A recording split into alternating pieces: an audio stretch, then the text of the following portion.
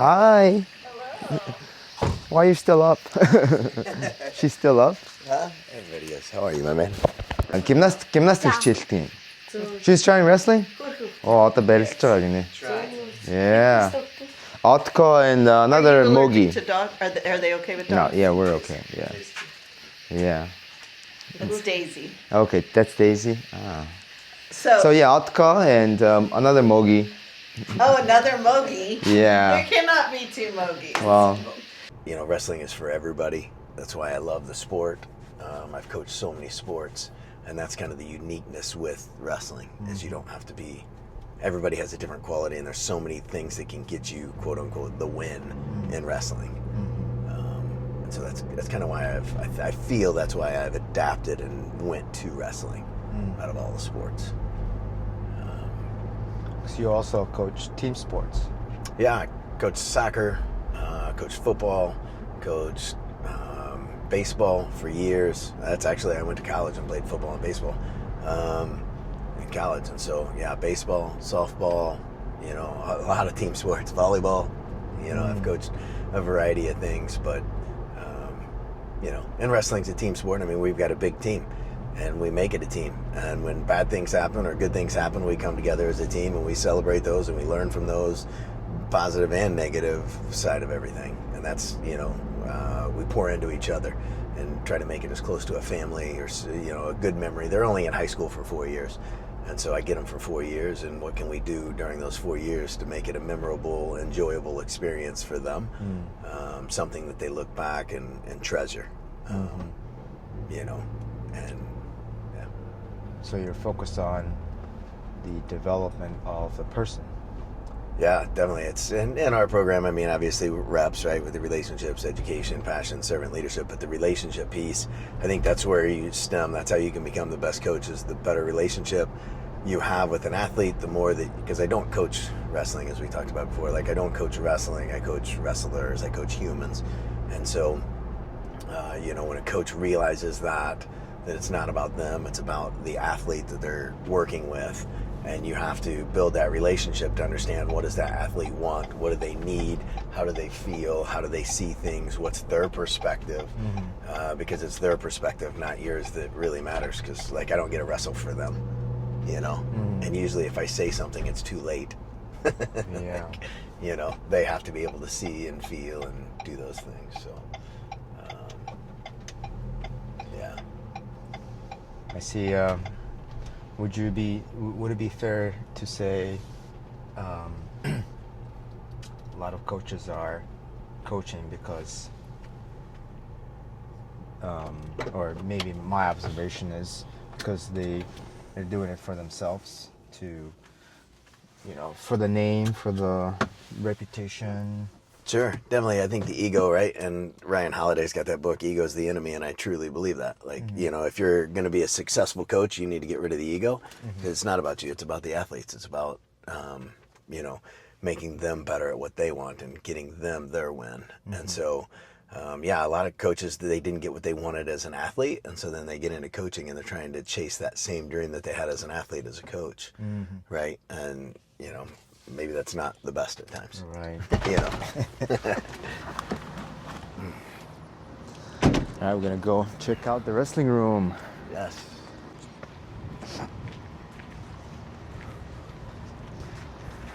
So, in your opinion, what's a good coach? What are the what are the essentials you have to have as to become a good coach? You know, because I think people think, if you're an elite athlete, you transition to a good coach. And in some cases, that's not the case. Definitely not the case, right? Not all good athletes become the best coach, because, prime example, they do things naturally, you know, and maybe they don't think of things being that way. And so, you know, I think definitely you got to get rid of the ego and you got to make it about the athlete themselves. So we'll start with the wrestling room. But yeah, I think definitely to be a good coach, you have to figure out what's the athlete want, where do they want to go, where's the point B, right? And then once you establish where they want to go or what their goal is, then we can, you know, then they can actually figure out how to coach them and how to develop the athlete and how to do those things, right? And so I think that's the starting point, is you have to figure out what's the why. What do they want to do, right? What's their goals? So not much has changed, right? Yeah. Since you've been in it. Still. But you're not hosting 150 of them in here. No, so we run shifts, and then I'll show you the other part where we go train. So this is where part of our athletes are, and we run right now. So we got over 500 in our program now. Kindergarten through 12th grade, we have over 500 in our program now. Wow. And so we went from 26 to 500 in about 11 years. Wow. And so we run, there's 2 other buildings that we have mats in now, that we run a space this big over there. And so from 3 o'clock till 8 o'clock, Monday through Thursday, we have 3 rooms going, and this is one of those rooms. What's on Friday? Friday, recovery day before a tournament on Saturday for the youth. Okay. So that's the recovery day down day. What about the high school? And then high school we still train. It depends on kind of what's going on, as to where we're at in the periodization plan. But they practice on Fridays, And then our small groups, but A lot of dummies. Yeah, and well, we've ordered 3 more. Yeah, so that crash mat, you saw that, right? It creates a big circle. Because this is really what caused that, right? Like your training partners and those are really what get you the... So they get to cement their name in the wall. So then if they don't. Even if they don't. Like these are the kids that didn't, they didn't get to stage. they didn't medal. Yeah, they're not the Oh, champions. cool. So they're still a part. So they're still part of the team. Yeah. And the accomplishment, right? Yeah, definitely. So And you can't train without partners. yeah. So the shoes? Yeah. Is that what she's asking? Yeah, The shoes? yeah. The champions. When they win, then the champions throw their shoes up. Oh, okay. So we're missing a couple. Yeah. And so they get, so like those. Боломжлол нь аврах болох, можи аврах юм бол хутлаа тэнд өлөгдөг гинэ. And then these are the kids' goals. So like they get to choose their fight name and their thing, and then they write their goals. You probably remember this from when you were here last time. Like they get to write their goals. So like hers, Haley Lux, her fight name is Lady Lux, but she wants to improve her stance and motion. Like she wants to. That's their goals. Yeah. зорилгоо тавьдаг. Тэгээд тэрийг бичээд ингээд хан дээр өсгчдэг. Энэ жил тэрэн дээрээс ажигна гэдэг. See, like this one, she just rehung it. I don't know, but hers is to push her team to be their best and to win a title. But she told herself, same standard I hold everyone else to. So, yeah. Very like cool. Yeah. To go along. Where's your poster? Yeah, right here. This one. This. Oh yeah. Yes. Yes. So this. So tell me about your poster. Yeah. So this is Aiden Valencia. He actually is a national champ for Stanford this year. He won the national championship. He was the underdog and won it this year. And I texted him right after and I said, hey, like you're up on my wall, like the whole 9 yards. Like, so the tradition is like in Notre Dame football, they hit this before they go on the field. They hit like they have a sign, and this is our sign because this was the first world team that I was a part of Team USA. And so I was super excited that this was coming out because I handed Aiden the flag when he won the world title, world championship. Oh, where are you in this picture? Right. And so when it came out, I was super excited because I knew I was going to be on the middle of it, and this is me. And so this is my mentor, and then this is the athlete, and so this, it's up here, and I see it every day because it reminds me that it's not about me; it's about the athlete. And so, yeah. But, Wow, that's humbling. Yeah. And so that's and he's a good kid and he's done great things, but he's the one that really, when this came out, reiterated it's not about me, it's not my goals, it's the athlete. It's about the athlete. This is when he was junior world Cadets. championship. Cadets, yeah. Oh, cadets. Yeah. And so he won Greco and freestyle that year. the He same won year. both styles same Right. year. Yeah. Yeah, I remember. Here he is here. This is the same team. Oh, yeah. And so there he is. There. And again, Baby Valencia. yeah, Oh, it's not about the coaches, it's about the athletes. Yeah. And so, yeah, all of these guys right now are, still doing great things, still on world teams, still medalists, still, Coach, so what got you into coaching? I think the love for sport and the love for kids and development, it's always kind of intrigued me, inspired me, all of those things, and continued my growth, so, as a person. It's a lot of work. It is, but it's a lot of fun. So I don't know that it's work, right? It's kind of a passion. I think it's, what is that saying that if you enjoy what you do, you never work a day in your life. And so it's kind of the same thing. Like I enjoy what I do. I enjoy working with kids. I enjoy learning about kids and learning how they're learning and seeing their perspective on things. It's made me a better human. So yeah, I don't know. It's exciting. So I shouldn't say you work a lot. You're passionate a lot. right.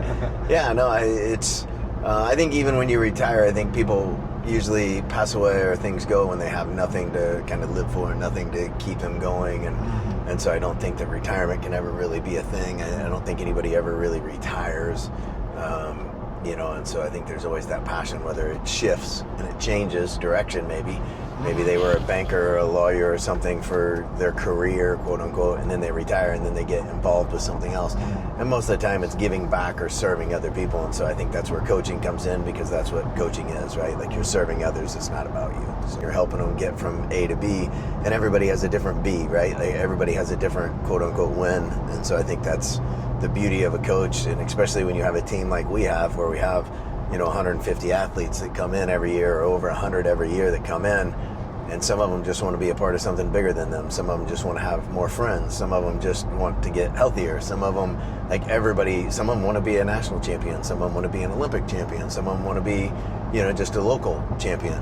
And so, helping them get that path and find their path, what's best for them, that kind of excites me. And And we have Nate. Yeah, so Nate here's his other one. This kind of tells all of his accolades. So he was 144-1, 92 pins, like everything there. Division I National college champ. wrestler. Yeah, national, like everything. He's All-American, everything there for us. But and his best thing is, when you ask him, like, what did he do the best in high school, and what was he the most proud of? His answer is that Andre Reidenhauer, he medaled. And so it wasn't him winning the state title 27-0 or 39-0. It was that his teammate medaled, because his teammate asked him at the beginning of the season, what do I have to do to medal? And he said, you stay with me every day after practice. So every day they would stay for 10 minutes, 15 minutes and work. And then when he medaled, Nate was more excited about Andre medaling than him. Helping each other. Yeah. Feel the energy. Are you also able to distinguish the fear, of the athlete? That's what they're going through. Like, can you feel the energy? Yeah, I think. I mean, as a coach, when they're nervous or when they're scared, and most of the time you've been working with them, so you know that, and that kind of goes back to the reps thing, right? Like, build the relationship with them. And then as you're educating them in the sport and them as a person, you're going to see their passion. And when somebody cares about something, then you're going to know, like, they're fearful to take that jump or they're not, or all of those things, right? And then that's the S part, is the servant leadership. And that's my job, is to serve them. And when I see that they're scared of something, I need to calm them back down and give them the confidence, or give them the tools that they need to mentally reset, to know that, hey, okay, yes, this is what I want, or no, I need to focus on this to get a better, attack, or whatever the case is, right? To get them over maybe that fear, that hesitation. Maybe it's not a fear, maybe it's a hesitation, or maybe it's the fear of failure because they're predicted to win, right? And so it's not scared that they're facing the giant. Maybe it's scared that, hey, this person is going to be very easy. And that fear of, like, oh, what happens if, right? So it just kind of depends. But I think definitely, through the relationship and building that with them, then of course you're gonna,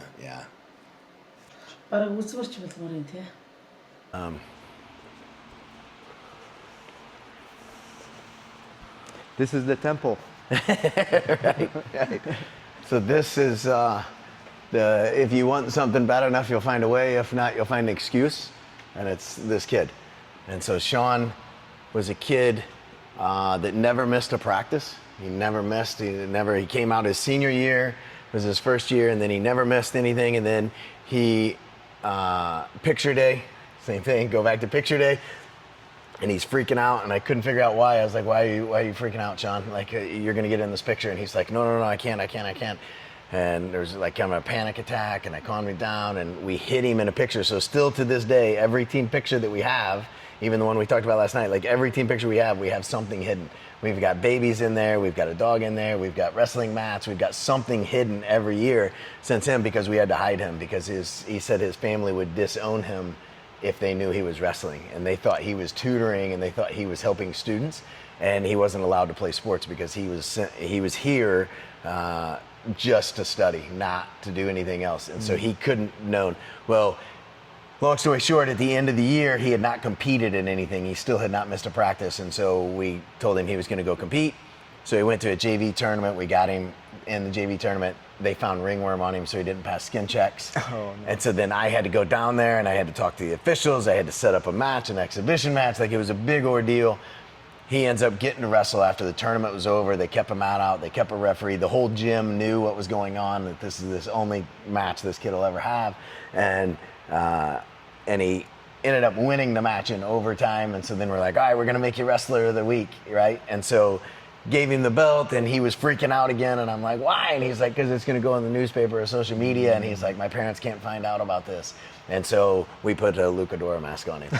So, and but he is that. If you want something bad enough, you'll find a way. He always found a way to be at practice. He always found a way to do everything for his teammates and for him because he really wanted to wrestle, and he didn't find an excuse. And so, if not, you will find an excuse. Yeah, and so that's kind of the story behind that. And so every kid that comes in this room, like, when they don't want to be here, when they have this or that, like, okay, like, I want to be a champion. Do you?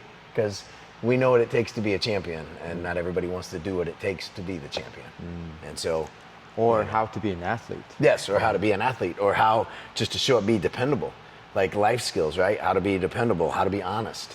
Those are hard things to be honest when you see somebody else cheat in a corner or whatever, and to call them out, and how to be a leader, or do you want to be a leader, right? Those are is it a sacrifice or is it a choice, right? And he chose to be in here. So, cool story. That's kind of our team story, like one that happened within our team. Like drills to get off of the mat. Like if you're in a base, right, and I'm on top of you, I need to apply pressure forward, so I've got to get you off the spot. That's what we call it. Move you off the spot because we want your weight on your hands. And so we've got to move you forward. Yeah, the movement. Yeah, different. Oh, cool. Different. Tumbling, push-up, tubing exercise. Yeah. Like our little kids don't compete. When they walk in this room, they have to feel safe. So this room, we have a lot of crash pads, and we have dummies, and that's where they start. And they start there, and they don't compete because we don't want pressure and fear and stress and anxiety and all that on them earlier. And I think that's one of the biggest things of why the room has grown, is because they feel safe, and you can't have high performance without safety anyway. So we start with them feeling safe and wanting to be here. It's just like Eliana. Yeah. Eliana is asking to be in here. Like, she asked me this morning, hey, are we having practice tonight? Like, she's asking to be in here. I'm not telling her, hey, we got practice tonight. Like, she wants to be here.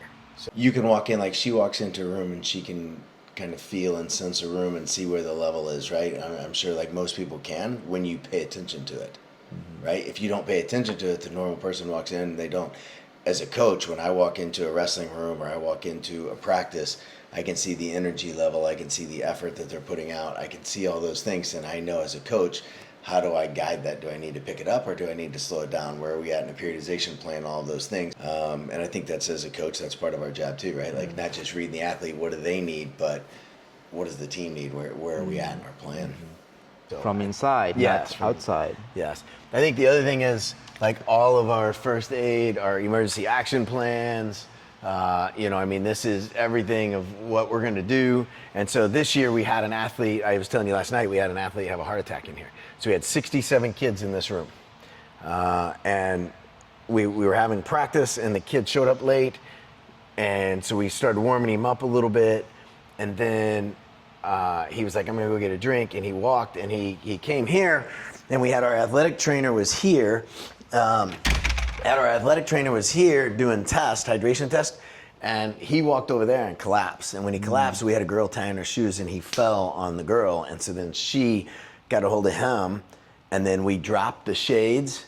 Our managers dropped all the shades, and we had 2 people stand here in the doorway, so nobody knew. So we had 67 kids in here, 57 of them had no clue what was going on. Long story short, he ended up having a pacemaker, and he's got a heart they had heart surgery and everything on him now, like, you know, and he's got a pacemaker and stuff in there, a defibrillator in his heart now. But at the time he was lifeless. Trainer went over. We had our emergency action plan went in full bore. And so people dropped shades, people protected here. So that way they didn't get any emergency crews. We had somebody at the door. We had somebody on the outside door. So when the ambulance showed up, they said that was one of the things they said was it was immaculate because they didn't have to think about where to go. We had people just pointing them where to go. And then they came right here and just addressed the issue. And then he ended up having to get life flighted to St. Louis. And so he, you know, the helicopter landed in the parking lot. We went there. But, you know, we literally saved life right here, you know. And then at the end of practice, going back to like, how do you, when I teach it to coaches, what do you do? Because 90% of the room had no clue what went on. And so now, but you have to let the parents know that, hey, there was an emergency situation. The ambulance was called. There was a helicopter that took one of our athletes, you know, flying to a hospital. He is in critical condition at that time. He still wasn't breathing on his own. Like, there was a lot of things there that we had to, so how do you do that, right? And so how do you communicate that? And so I go over that with coaches too on, you know, but I had to let the athletes know in the room, like, hey, I don't know that he's safe because I didn't at that time.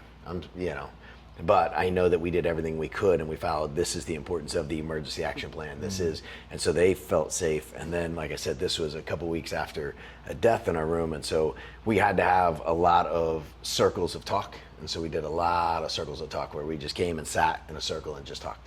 And we just, hey, like, if you feel like wrestling today, wrestle. If you feel like you don't need to wrestle today, then you don't need to wrestle today. If you need to sit and watch, or if you need to talk, or you need to go journal, or you need to write, or you need to draw, or you need, like, what do you need? We're here for you. And so our coaches were kind of spread out through there. And I'll take you to another room. But I don't know. Is this where you do your mental training? Yeah, no, so we compete. Yeah. Oh, compete here. Yeah, Oh, so on the sometimes I'll stage. put them on the stage and we'll wrestle on the stage. We'll have a duel here and have like the fans there and Oh, you know, make it nice. fun, and they get walk-up music. They can come down the thing, Oh, and you nice. can have like the kids high-fiving them as they come down, and Nice. have the other team come down that way and make it a big show. Yeah, cool. You know, and then like Good when idea. our kids, when I'm they stealing- win, stealing ideas. right? And when they win, they get T-shirts, right? And we throw them in the crowd. Well, now they can hop off and they can go hand them to somebody, or they can throw it like whatever they want. So, really, a lot of our mental training is actually in my classroom. We'll just make a circle. Okay.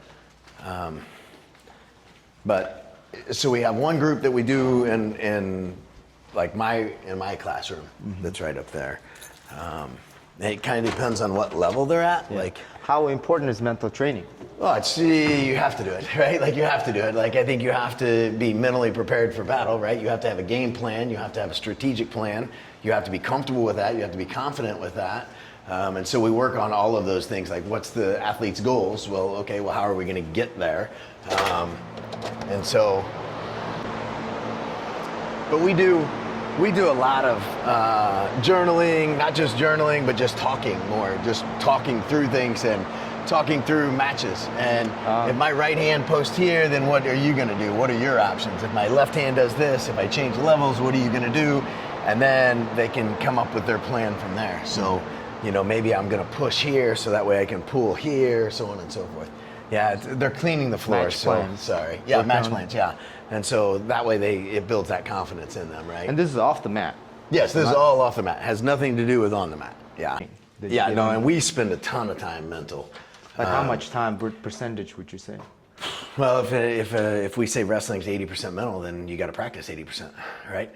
Like, Only and so 20% mat. right, and so then like when you're looking at the mat, okay, well, is part of mental breaking them down in practice, right? Or is part of mental just putting them in a situation and letting them work through the puzzle, right? If I'm on this side of you, what are my options, right? And that's a mental kind of a chess game of if I do this, you're going to do this, you're going to do, you know, and then we have to write it down or we have to film it. You know, we do a lot of filming too. We film our practices. And so athletes are allowed to have their phone in our room, which is odd, right? But where do kids learn from anymore? It's their phone and YouTube and Instagram or whatever they're using. Well, why not film themselves? And maybe when I'm wrestling you, I see your leg being this close, but when I watch it on film, it's this close. And that's why I didn't finish the shot, is because I'm this far away, even though in my mind I saw it this far away, right? And so we do a lot of things like that. And definitely when you're coaching men and women, they're different, right? We all agree with that you have to coach them differently. Well, one of the biggest things is the mental aspect, because they, you know, women, from what I found, and from Coach Steiner, the USA, you know, women's coach, women don't care what you know until they know that you care. And so if they know that I care about them, now, okay, what do I know? Whereas guys, they want to know, who are you, what's your accolade, right? Like what, you know, and so it's a little bit different. And I found that to be very true, but I've also found guys are more physical in learning, whereas women are more theoretical, like more, they want to read it, they want to see it, they want to write it down. And so like our match plans, for the guys, it's better if they walk through their match plan. For the girls, it's better if they write it. Then, I mean, obviously both groups do both things, but I see better success or more success with the guys when they walk through it, and with the women when they, you know, write it down. Yeah, we did match plan last year, and I think it helped girls to understand and have intention when they wrestle. Yeah. Well, and at the same time, it builds confidence, right? Like they feel like, okay, wait a minute, and it's their match. It's not what coach is doing; it's what they're doing. It's their ideas. It's their thoughts.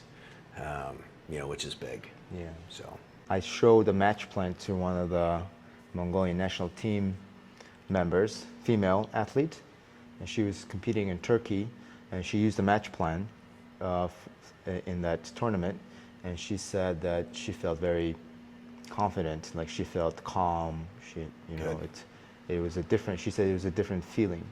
So yeah, it helped. yeah, no, that's awesome.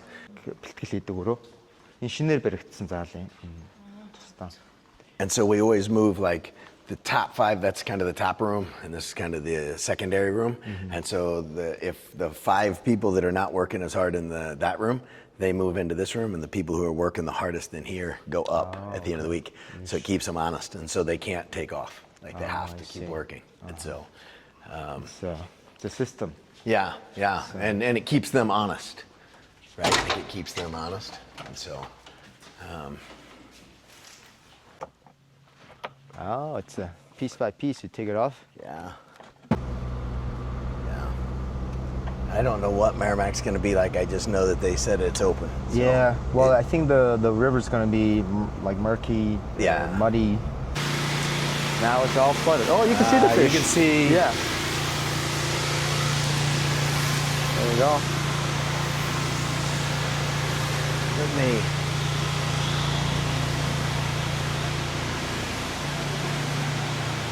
That's rainbow trout.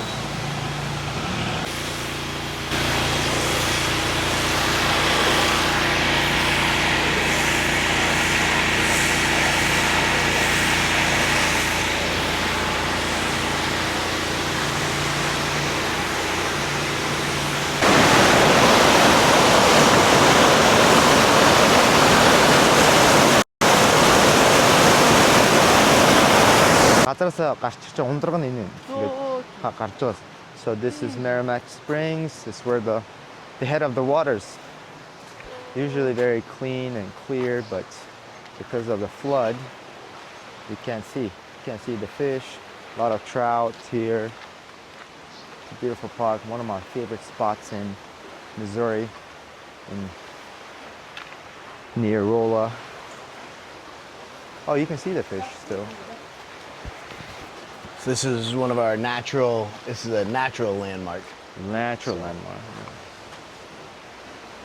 Bergsin тахтц. Bergsin.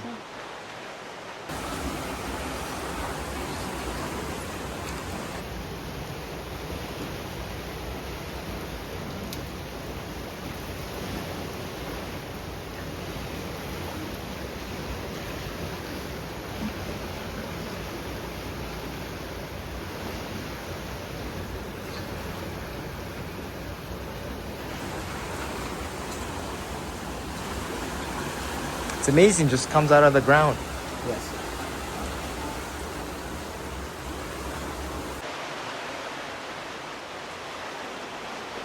Yeah. Those are all rainbow trout. Yeah. They're big.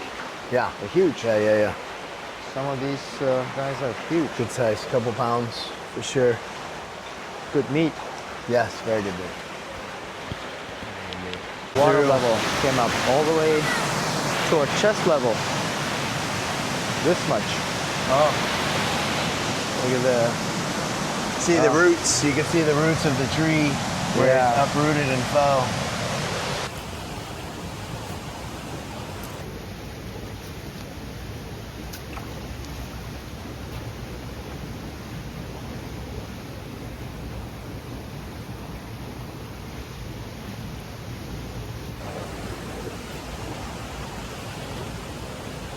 It's a lot of trout. I don't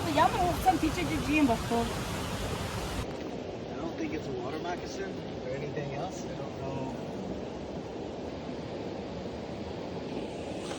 And I'm sure there's blood. I don't know if I'm touching it. Oh, it's alive. Yeah, no, I know. As I said, I don't know that I would be touching it. Everything.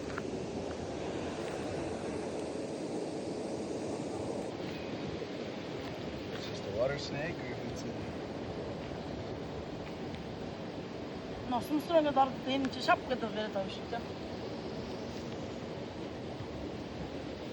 Okay. So there's another spring right here Ah, okay. that comes under. So there's kind of a dark Интиг area. болдог байд. Гарч ирдэг, ундраг байдаг гинэ.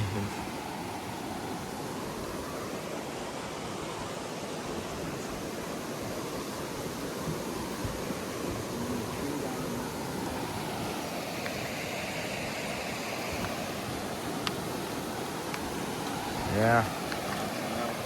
Because the main spring comes from there and it comes down to here, and then there's another one that picks it up right here. Yeah, but look at all the.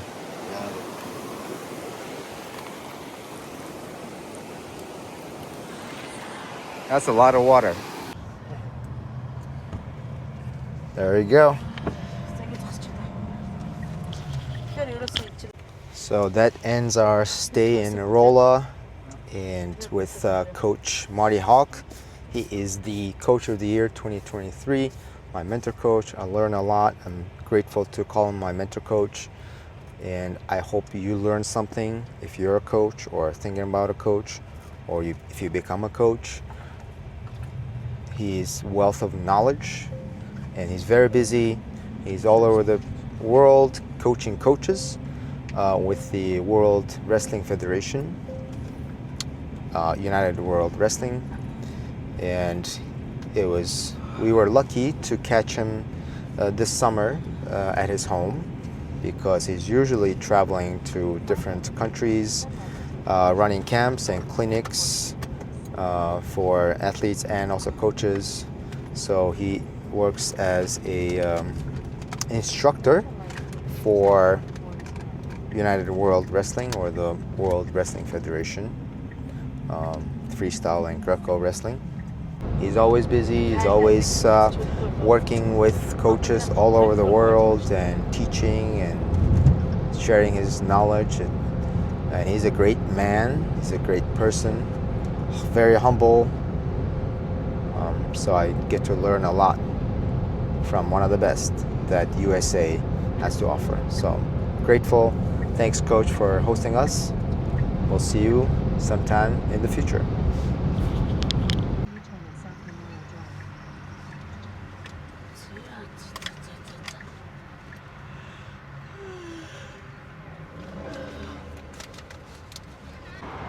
We have seen all the natural arches. Now we are looking at a human-made arch.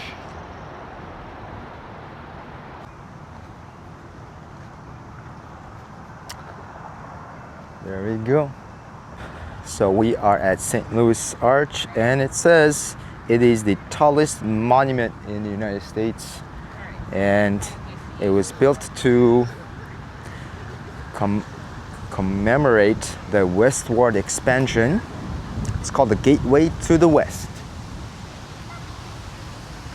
and it's 198 meters tall, or 630 foot, stainless steel arch.